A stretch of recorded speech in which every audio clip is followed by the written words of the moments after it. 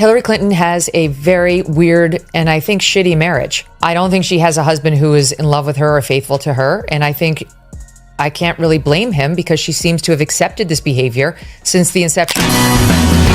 So as the love for Biden starts to widen, is it time to pillory Hillary? She's already begun the charm offensive. Think about this. Greg Gutfeld and Megyn Kelly recently joined forces, and Hillary Clinton was the object of their roasting. Sarcasm, smirks, and excessive amounts of caffeine are all part of the political equivalent of a cage fight. This time, what did Hillary do to merit being tagged by two professional comedians and commentators? You are about to see every mouth-watering moment of this meltdown, which is more juicy than a reality show finale, so fasten your seatbelt.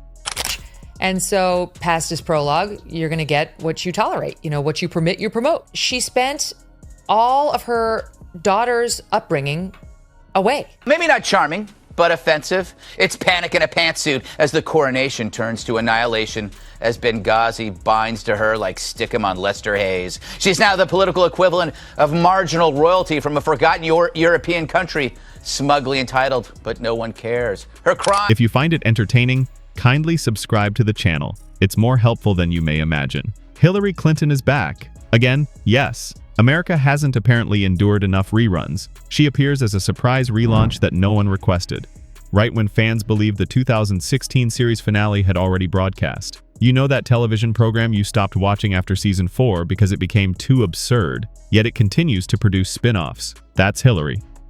And Chelsea Clinton is not a nice person. And I think really is just sort of getting along based on the family name at this point. And so now she's got a daughter who I guess married a rich guy, but is struggling in her own right. Hillary's in a loveless marriage. She probably doesn't have a lot of real friends, just people who are glamours. And so she absolutely does have to write a 5th memoir and go on MSNBC and be told that she's amazing and that she matters. Politics version of The Walking Dead, with fewer zombies and more ghost-written memoirs, depending on the protest you're at. Megyn Kelly enters the picture at this point. Megyn views Hillary in the same manner that an experienced attorney views a disreputable witness. The system has created this, which makes me half amused and half offended. Took the cause of terror, blaming Benghazi on a video, seeking a scapegoat instead of assuming responsibility. 2, she treated classified info the way her husband treats women, casually disposable. In this age when there's no monopoly on mayhem, we need careful, not careless. 3, she put personal privacy before public security. The way Bill used the Secret Service, she used the Secret Server, both to create a wall between prying eyes. So, no surprise, in a new poll, when Americans are asked what word best describes her, they scream liar, followed by dishonest, then untrustworthy. I think I notice a trend. To Americans, she's less dependable than your cable guy. There's no need for Megyn to speak louder. Like she's cross-examining the lead in a lousy courtroom drama, she simply unfolds the receipts one by one. Hillary has provided enough information to occupy any prosecutor for the rest of their lives, bless her. Check Benghazi, check again, check emails. That historic election defeat that should have been a coronation. Well, that's the icing on the cake for triple checks. It's a very different ballgame today than it was even 4 years ago, never mind 8 or 10 years ago when she was doing all this. And back to Hillary, you know, the whole, she has a hat she's tweeted herself out wearing, but her emails. She's tried to turn it into this ridiculous joke, like, oh, but the moon landing, like you nutcases who are still railing about this made up scandal, this thing that, you know, you've used to try to unfairly tar me. She did need to distract from that email scandal, which was around her neck. Megyn's argument is ruthlessly clear. Hillary is a PhD candidate in evading accountability. At this stage, it's almost instinctive. It is never Hillary's fault when something goes wrong. It's misogynistic. Russia is the country. The weather is the cause. It is the retrograde alignment of Mercury. Not Hillary herself, please. She would likely be able to blame the patriarchy while tripping over her own shoelaces on live television. It's truly a talent. Stamp collecting is a hobby for some people. Hillary gets excuses. Megyn, however, goes beyond the justifications. She immediately begins the shape-shifting routine that Hillary has been honing for many years. You are not a versatile person when your demeanor changes more frequently than your hairdo. You seem frantic. With her icy voice, Megyn cuts straight through the act of reinvention. On his side of the stage, Greg Gutfeld is virtually choking on laughter in the meantime. Greg regards Hillary as if she were the subject of a running joke, whereas Megyn analyzes her like a surgeon. Hillary isn't some perilous political genius in his eyes. Her appearances on random talk shows are more akin to a washed-up celebrity attempting to maintain relevance. As she implodes, Biden basks, a white knight with whitened teeth. But as nice as Joe is, it reveals the sober truth. No one wants Hillary. Look at the other options. Sanders, Warren, Jerry Brown. It's a line of loony leftists who recast past horribles as progressive solutions. And so Hillary ratchets up the rhetoric. Extreme views about women, we expect that from some of the terrorist groups, but it's a little hard to take coming from Republicans. Imagine a former pop sensation releasing a Christmas album out of the blue in July. That's how Hillary plans to make a comeback. She wants to duct tape it to her forehead and drag it around the stage until someone applauds, not just get attention. Greg envisions a sequel that no one ordered when he looks at Hillary's comeback, the type of film that is immediately available on DVD or, more recently, in the streaming service's cheap bin. When Jaws 4 was released, did they try to convince audiences that it was still a dangerous movie? Hillary has a political career like that. The shark is a machine. The tension is gone. However, the franchise continues to stutter along. Not only that, Greg is making fun of her perseverance. He is highlighting the cynicism. Always there, constantly reminding, and never letting go. Greg's and Megyn's perspectives begin to diverge at this point. It is presented by Megyn as a problem of credibility. How can anyone have faith in someone who constantly reinvents herself and doesn't take responsibility for her mistakes? Greg presents comedy as a solution to the same issue.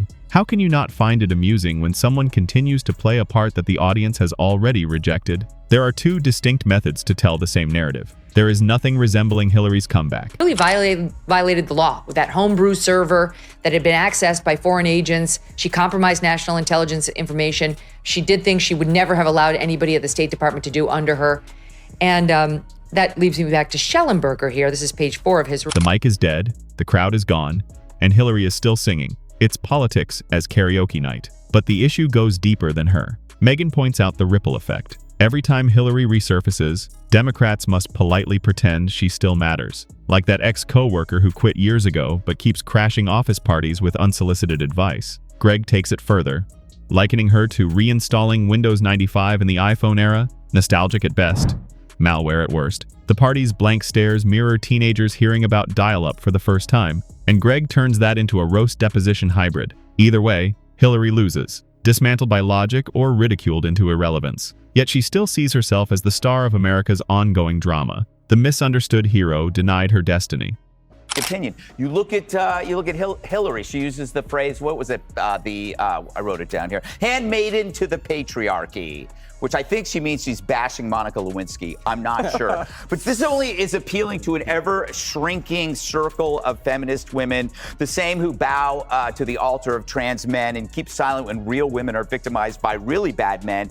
But again, it's another assigned opinion that's lazily presented, men against women. However, from Megyn's and Greg's perspectives, she is no longer the main character. Her appearances are so frequent that they serve as a constant reminder of the previous seasons. Significant at one point, possibly even revolutionary, but now largely used for comedic effect. If you're still unclear about why this is important, Megyn and Greg explain. Hillary's constant reappearances are more than just sentimental. They divert attention. Each time she returns to the spotlight, the topic shifts away from real fresh concepts, fresh faces, and fresh leadership. Repeated until the audience loses interest, it's the same old rerun. You would hear the tragic violin sting each time she stepped into the picture if politics had a horror soundtrack. Megyn Kelly is not fooled by the charade. Hillary's approach hasn't altered in decades, she notes. Every time responsibility is applied, the same tactics, justifications, and victim card are shuffled to the top of the deck. It's getting close to being dull. It might be time to revise the script if you can foresee the excuses before she says them.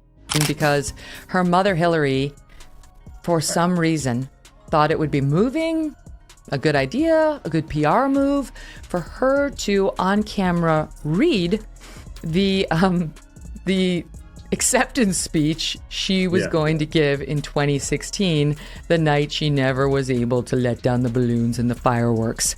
And it's part of a masterclass, I guess, educational video on the topic of resilience. And here's a little soundbite of... Megyn is a keen thinker. No leader can grow if they never take responsibility for their mistakes. In a world that is changing all the time, why should anyone trust Hillary to lead if she hasn't changed? Megyn also focuses on the issue with the image. Hillary's reinventions are frequent rather than sporadic. The warrior face in the trouser suit, the realistic working mom phase, the glass ceiling shatterer face, and of course the "it's my turn" face were included. Every one of them was launched as a marketing effort. Lustrous, but empty. Megyn presents a fair yet harsh viewpoint. Spending so much time promoting yourself makes people question whether there's any true substance to it. It's not going to work out, you know. Yet there's a weird feeling of nostalgia. Not only does Greg make light of her branding, he targets her tenacity in maintaining her relevance. Hillary frequently interrupts discussions without being invited to do so. The leaders of the new generation emerge. The stage is filled with new arguments. Suddenly, Hillary appears to remind everyone that she is still alive. Race or gender, as long as you pit one group against the other, they won't look up at you. And this is how the Democrat Party survives, is they want everybody to fight each other over their specific group rather than fight over an idea, because once you look at the ideas, you leave the party. Right. And if you are in a group that they think should vote for Democrats and you stray away, Sandra, then you get this kind of treatment. I mean, does Hillary Clinton want to comment on Susie Wiles, who was the first female chief of staff? Amen. The very pro-mother administration that the Trump administration has put into place, that President Trump has hired all these young women to work for him who are doing a great job on the merits. Yeah. I mean, for her to say you can't be holding the hand of the patriarchy was just a shot at any woman who decides she doesn't want the same path as Hillary. Greg compares Hillary to that friend who still crashes college gatherings years after graduation. Technically allowed, but never really welcome. Megyn highlights how Hillary frames every appearance as if she's the lone adult in the room, while Greg mocks the same attitude with comedy, calling her the ghost of past elections. Both agree her presence serves her own narrative, not the public's. Megyn stresses the bigger problem. Her constant comebacks stifle younger Democrats waiting for their chance. Like the ex-theater club president who keeps grabbing the spotlight in a high school talent show, Hillary's returns aren't just awkward, they're harmful, keeping the party trapped in endless reruns. This woman should be in jail. Literally, Hillary Clinton should be behind bars.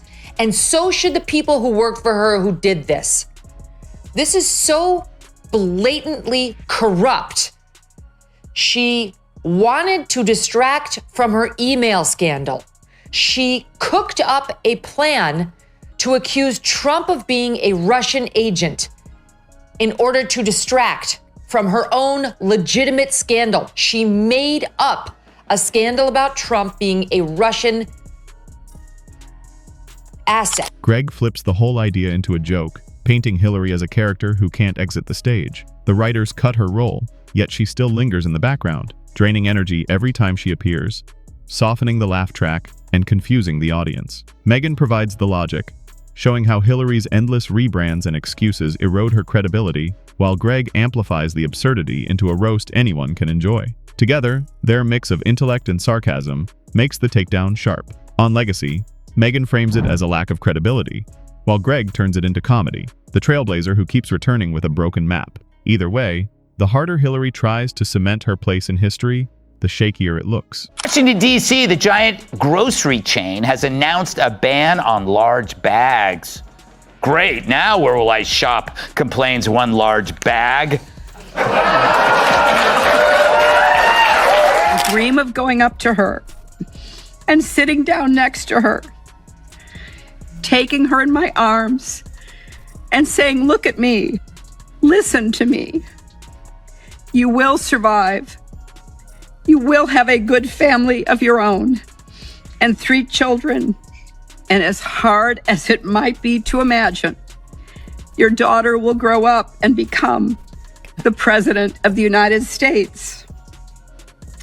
I am as sure of this as anything I have ever known.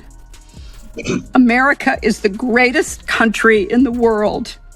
Now for the irony. By no means does Hillary consider herself a distraction. She believes she is a rescuer, the person who has the ability to intervene, make everything right, and take the limelight that she feels was always hers. Megyn holds up the mirror, however, saying, "She's a cautionary tale." Greg holds up a mirror in the funhouse and says, "She's a punchline." All those reflections combine to form a picture Hillary would prefer not to see, a person whose time has come to an end, but who is still aiming for a stage that has since gone. With facts, Megyn Kelly makes it sting. With his laughs, Gutfeld makes it unforgettable, both at once.